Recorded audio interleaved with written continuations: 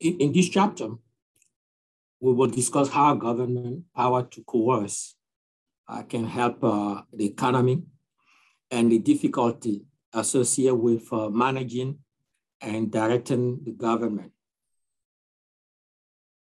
And also why government failure happened in the first place. Okay, at the end of the chapter, the last will provide an example of government failures in the news.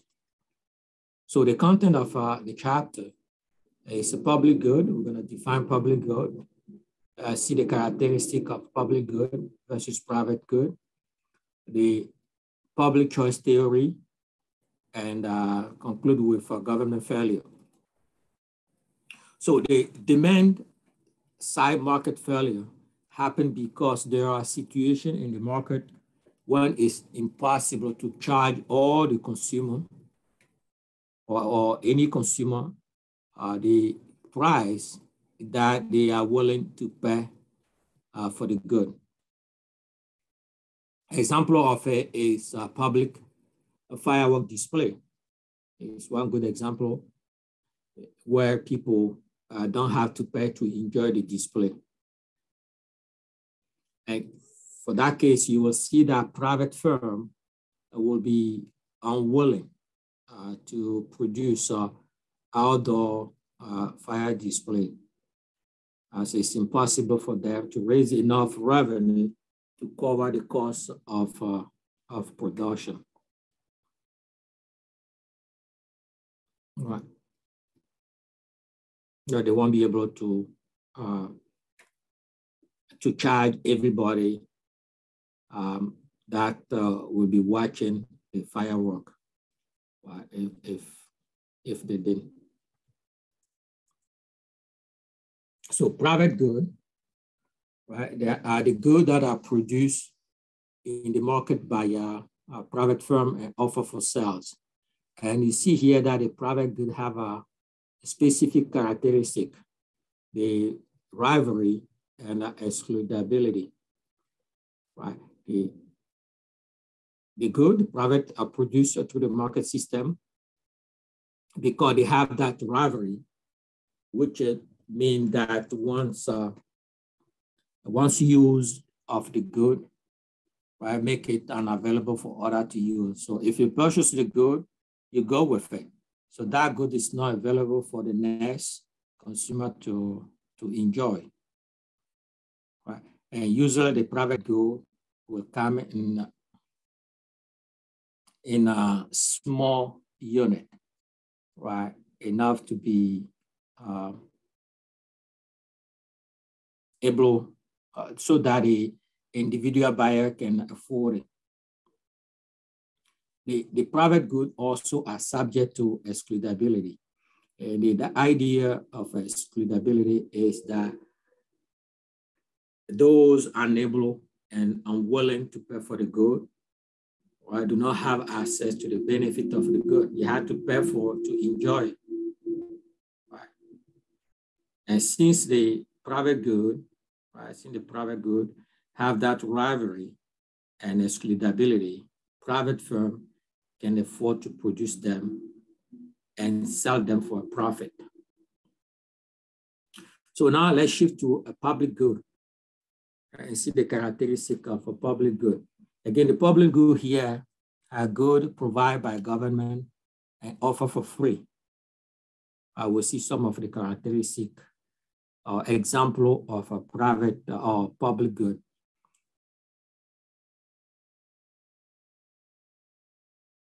Right. A public, also referred to as social good, will not be produced through the market system. Why? Because of they possess the characteristic of non-rivalry and non-excludability. Non-rivalry here means that when one consumer or when one consumes the good, this does not preclude, right? It does not preclude another from consuming it, right? And non-excludability stands for the fact that no one can be prevented from enjoying the benefit of a public good. So with a non-rivalry and non-excludability, you see that public good suffer from the free rider problem, right? The concept of a free rider problem. It doesn't mean that many people can benefit from the good without paying. And that will make it unprofitable for a firm to produce this type of good. And since private firm won't produce it, government often provide this good, public good. Example of public good will include the national defense, right? Public music concert, and outdoor firework display that we cited earlier. Demand for public good. Here is a case of two individuals that spread the demand for public good. So you see here that it's a little bit unusual. So suppose here that Garcia and Johnson are the only two individuals in the society, and their marginal willingness to pay for a public good, for instance, national defense, is shown in the column of the table here, right? Quantity of public good. This is a willingness to pay. And here is for Johnson, willingness to pay. These are the quantity. And this is a collective willingness to pay for both, right? Garcia and Johnson. Right. So you can see that the willingness to pay curve D1 and D2, right, represent D1 is for Garcia and D2 is from Johnson, right? And the collective demand curve for the public good is found by summing vertically the individual willingness to pay curve D1 and D2 to come up with this, the collective, right? So here you see that the quantity of two, Garcia have $3, express willingness to pay $3, and Johnson is $4. So if you add a quantity of two for the collective, collectively they are willing to pay $7. Okay. And here also we had a supply, a curve for the public good, right? Which is upward sloping curve, reflecting rising marginal cost. And the optimal amount of public good in our case here is 3, is when the supply curve and the demand, the collective demand, willingness to pay, demand curve, except at this point, that gives us the collective output of 3. The optimum output here is 3. And the relative price for the optimal quantity is $5.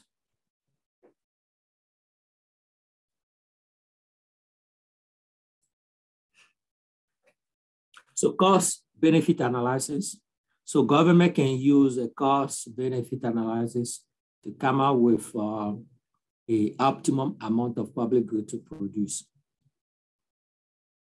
And this a concept is a practical way to decide whether to produce a good and how much of the good to produce.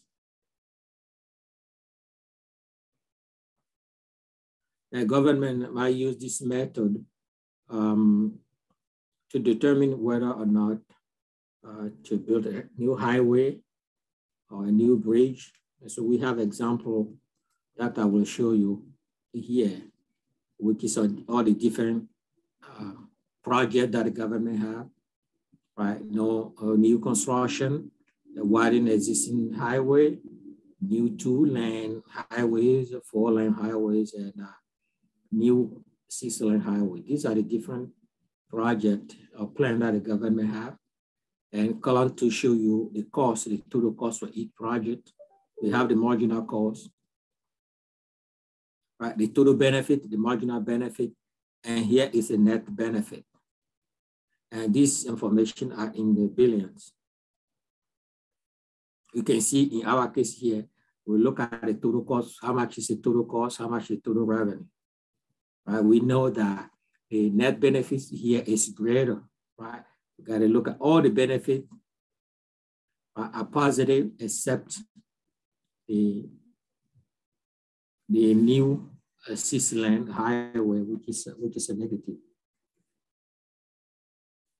So here the net benefit are positive for plan A, B, and C, right?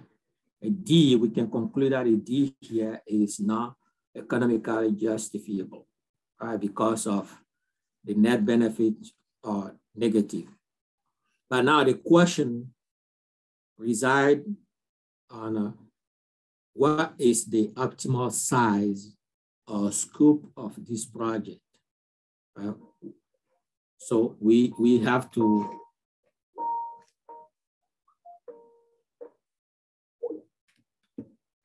optimum size and scope of the project.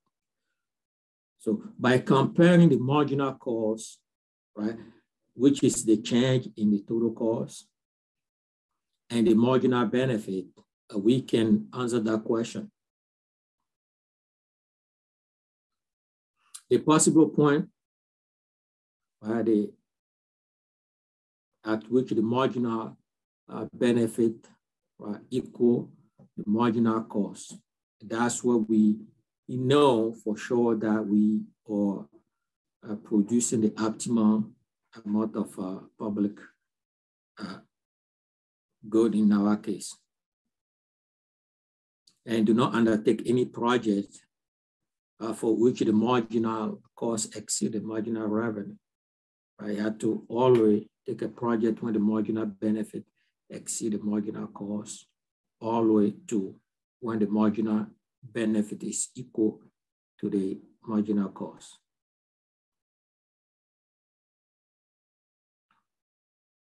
In our case here, you can see that the plan C, right, which is building a new 4-lane highway, is the best plan, right? It's the best plan. That's what we maximize the benefit. And also by looking at the marginal cost, so the marginal cost being 100 and the marginal benefit is 120, 120, which is greater, but close to it. So the plan A and B, even though they are also beneficial, but they are too modest, right? There's, because again, the idea is how we maximize the benefit, right? The marginal benefit exceeds the marginal cost, right? There are better option, which is the plan C. And we already reject the plan B, which is not economically justifiable. Economically justifiable. So the quasi-public good are those goods that have a large positive externality, right? Spillover benefit, right? So here, when we say positive externality or spillover benefit is when the benefit accrue to some third party external to the market transaction, So government will tend to sponsor their provision, right? Otherwise, the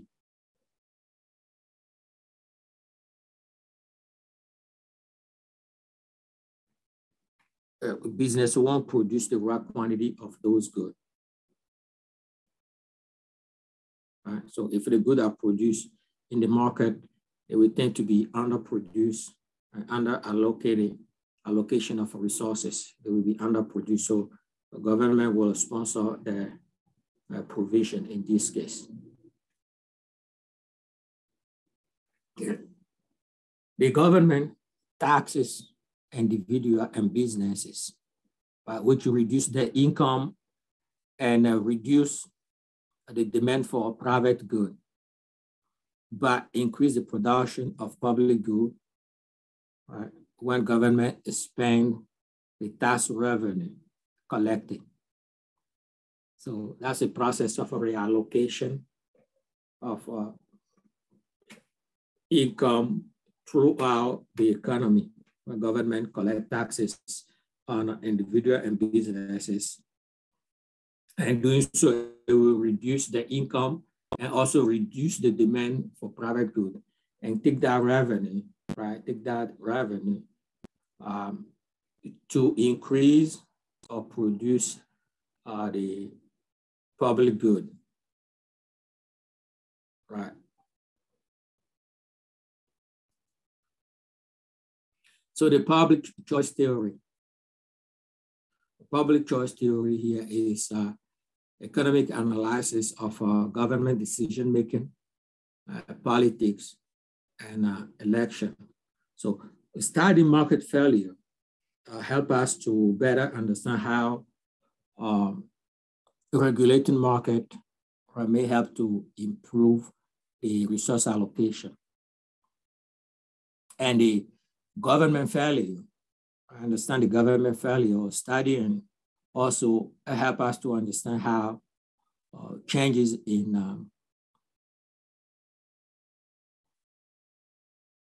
the way, changing in the way that government function may help a government to operate more efficiently. Incentives may lead to political representative, right, to ensure that policy that go against the preference of people. The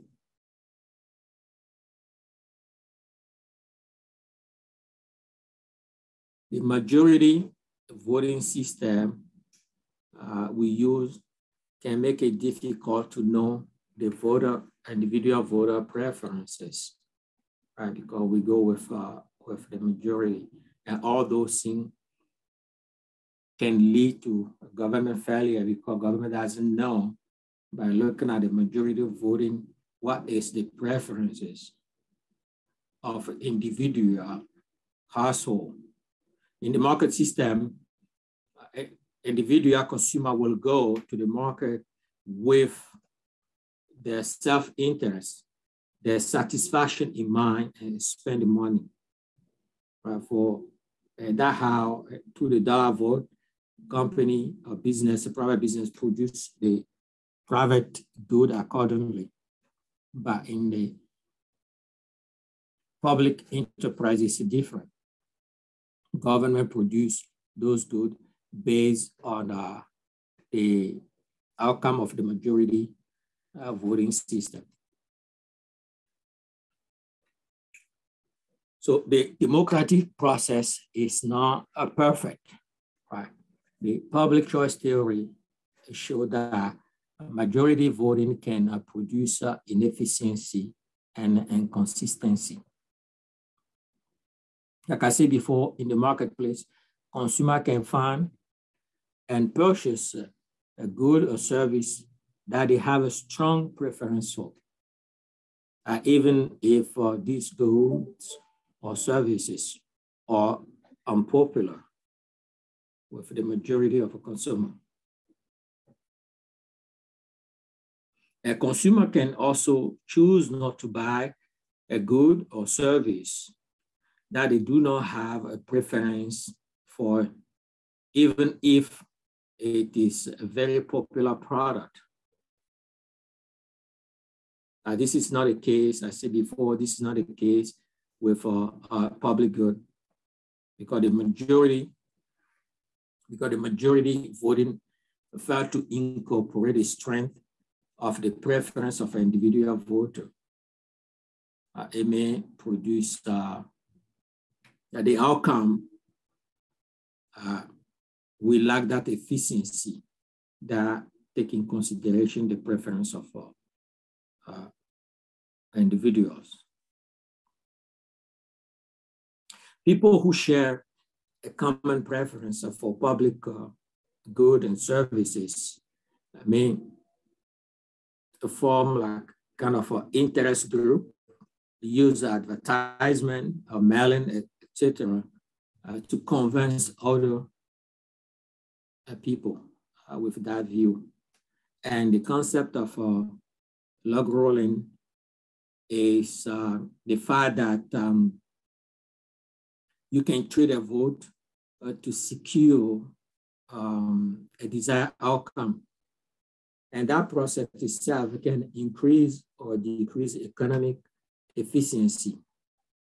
So we'll see this graph over here when the majority voting can produce inefficient decision. So if you look at the graph, this graph over here, you found that the majority voting lead to the rejection of a public good that will entail greater benefit, right? So you see here that the total benefit is 1,150 and the cost is 900. Oh, so here the project is economically justified, right? But the voting here, because we don't have that majority voting for the project probably won't move forward. On the right, you have the majority voting result accepting the public good. That has a higher cost. You see the cost? The total cost be 900 and the benefit 800. So the cost here exceed the total benefit. The total cost exceed the total benefit. This was accepted.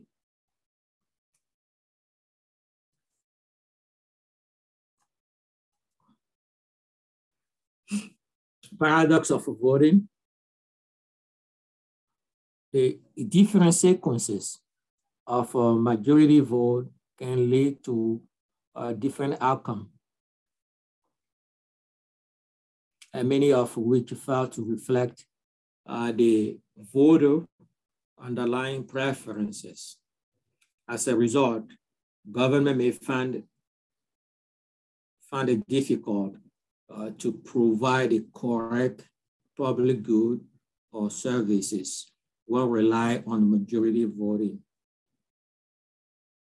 This idea is not to imply that there is a better process, right? And this is a way better than having a dictator that dictates what to produce and what not to produce.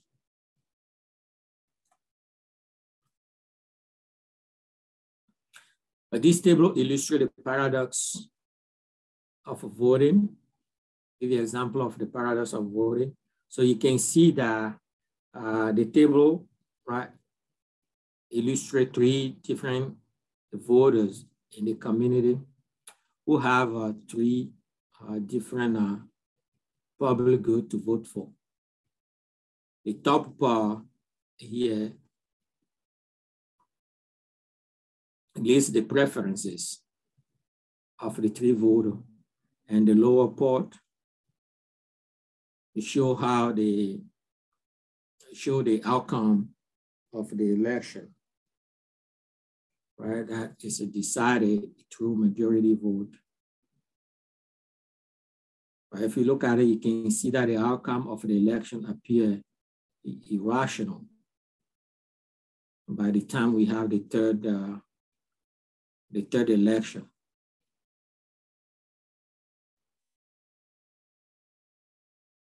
And this is due to the fact, or due to the order in which the vote are taken. The other option is the median voter model, the median voter model. And this is a tendency for public choices and election outcome to match most closely with the median view.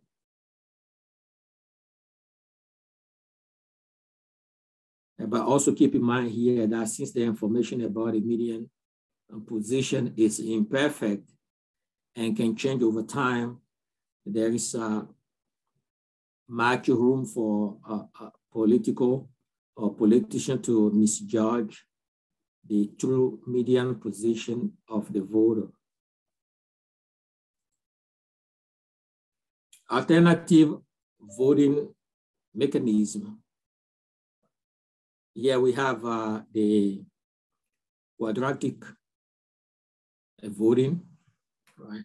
And in which a voter allowed to purchase and cast a vote as many as they desire. So economists found that in many situations, quadratic voting is more likely to yield to economically efficient outcome than the traditional voting. However, given public sentiment on this type of voting, it is not likely that this system will be adapted to replace the traditional voting, which is one vote per person that we have in place. Government failure. Government failure refer to economically inefficient outcome caused by shortcomings in the public sector. One cause for government failure is a voting problem. Also, we have the principal agent problem, and the principal agent problem refer to the conflict that arise or may arise when taxes are delegated by one group of people called the principal to another group of people called agent. You can see that both may not have the same preferences or the same objective. Effective public decision making is often impaired by the special interest effect. The point that any outcome of political process whereby a small number of people obtain a government program or policy that give them a large gain at the expense of a much greater number of people, right, who individually suffer small losses.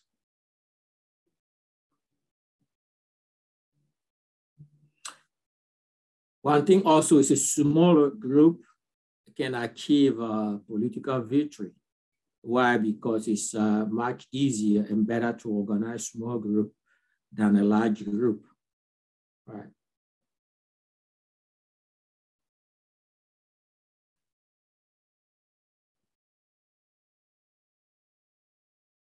Earmark are narrow.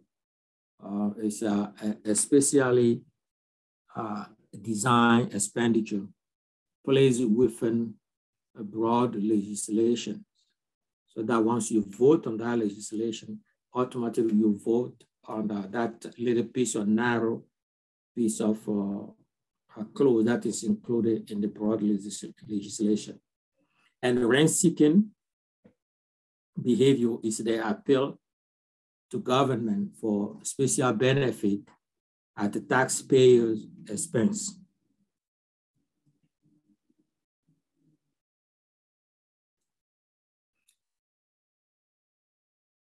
The median voter model. There is a tendency for public choices and election outcome to match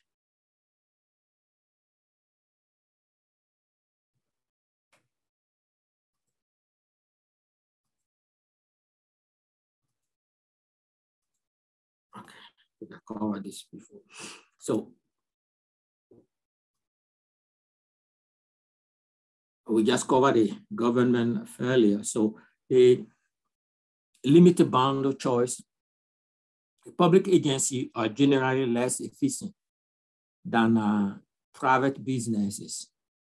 The market system imposes the test of performance on a private firm, the test of profit and loss. But there's no a clear-cut test like this in the public agency.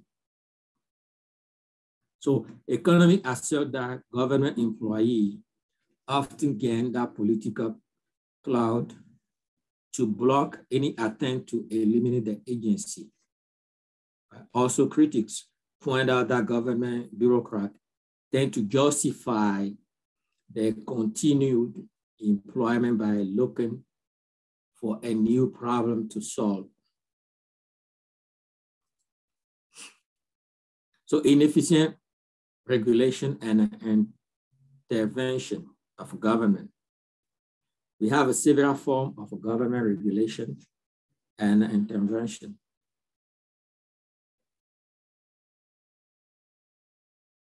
That we know of that generate less beneficial output than intended. Government, why? Because government agency suffer from regulatory captures, right? When the industry to regulate end up controlling the government regulator. The government regulator probably are not expert in the industry, so they will rely on the industry to give them a feedback how to regulate them. So at the end, you will see that the regulator are controlled by the industry that is supposed to regulate. The classic example of that fact happened in the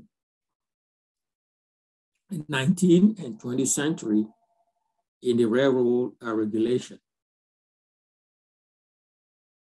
And one potential solution for that regulation capture is for government to engage in deregulation by intentionally removing the most of the regulation governing the industry.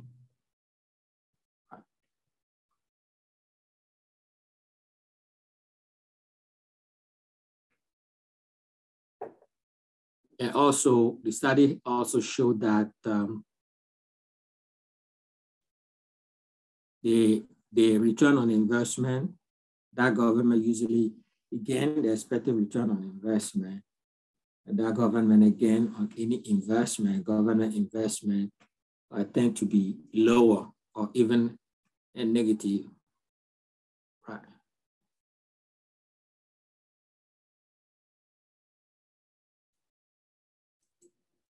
Government track record is not that compelling compared to the private investment track record. Corruption is another challenge that faces government and that can lead to government failure. The political corruption. The political corruption is defined as unlawful misdirection of government resources or action that happened when government officials abuse their entrusted power for personal gain. Political corruption comes in two different forms, right? The first one being government official must be bribed to do what he or she should be doing as part of his or her job. And the second portion is that government official demand a bribe to do something that he or she is not legally entitled to do. I think that they should not do. First is they demand a bribe to do right. They demand or they had to be given a bribe to do what they're supposed to be doing as a part of their job, or they demand a bribe to do something that they're not supposed to do. Okay. Imperfect institutions. The public sector is subject to deficiencies, right, in fulfilling economic function. Here we keep in mind that because now the market, neither the market nor the government above, they are both perfect, right? So government and the market are both imperfect. So it is sometimes difficult to determine whether a particular activity, production of a good or service, can be performed with a greater success in the private sector or in the public sector. It's difficult to assign a good or service to either the public sector and the private sector because both of them are imperfect. The last word of the chapter cover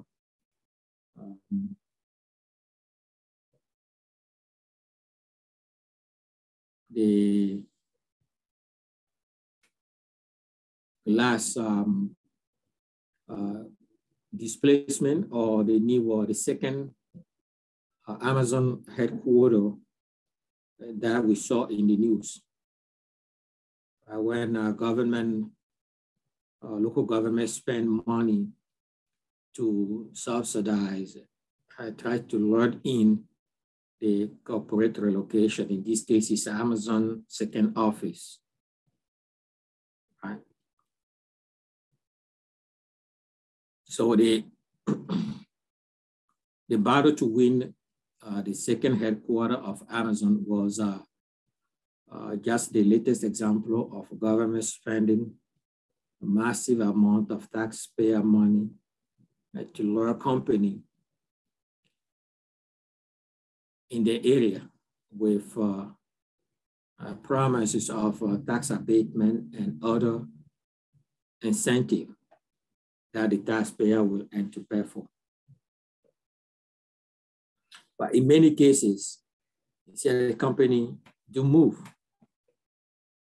and the actual benefit to the community are far less than what was projected in the plan to move. So government will pay a lot of money, tax abatement and incentive that the taxpayer will end up covered by the benefit that was projected for the community.